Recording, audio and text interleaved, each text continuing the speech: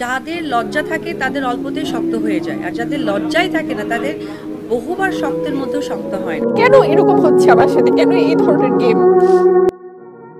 সন্তান নিয়ে প্রকাশ্যে আসা স্ত্রীর অধিকার চাওয়া বুবলির প্রতিবাদ নাকি ব্যক্তিগত স্বার্থ হাসিলের চেষ্টা, যার একটা তর্ক বিতর্কের আলোচনা থাকে বছর জুড়েই বিদ্যমান। কারো কাছে বুবলি প্রতিবাদী, আবার কারো কাছে লোভী। বুবলির অধিকার চাওয়াই কি অপুর কাছে ক্ষোভের কারণ কিনা, সেটাই আসলে মুখ্য বিষয়। আব্রাহাম খান জয়ের জন্মদিন উপলক্ষেও বুবলিকে এবার এক হাত দেখে নিয়েছেন অপু বিশ্বাস। বরাবরের মতোই এবারেও অভিযোগের তলানিতে শবনম বুবলি।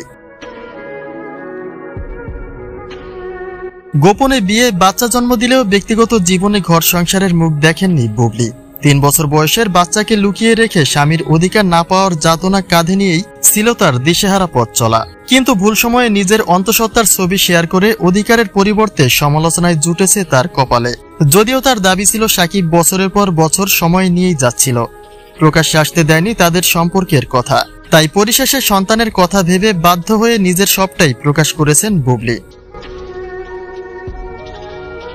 কিন্তু আব্রাহামের জন্মদিনে বুবলির এমন কাজটিকে ভালো চোখে দেখেনি সাকিব অপু কেউই। তারা দুজনেই তীব্র নিন্দা জানিয়েছেন বুবলির এমন কাণ্ডে। তবে তারপরে আব্রাহামের পরপর জন্মদিনে বুবলি অত্যন্ত সহনীয় হলেও অপু বিশ্বাসের ক্ষোভের জায়গাতেই রয়ে গেছেন বুবলি। এবারের জন্মদিনে অপু এক সাক্ষাৎকারে বলেন, তার ছেলের জন্মদিন এলেই বুবলির নোংরামি বেড়ে যায়, যেটা থেকে এড়িয়ে চলতে চান অপু।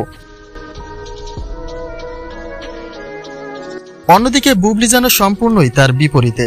আব্রাহামের জন্মদিনে উইশ করে তার প্রতি শুভ কামনা জানিয়েছেন। ভাইয়ের সঙ্গে ভাইয়ের যেন মিল থাকে, সেই কারণে শেজাদকে দিয়েও উইশ করিয়েছেন।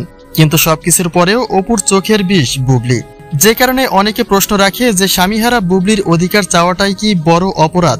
তিনি যদি অপরাধী হয় তো সাকিবের অধ্যায়টি আসলে কোন চোখে দেখা উচিত অপু বিশ্বাসের?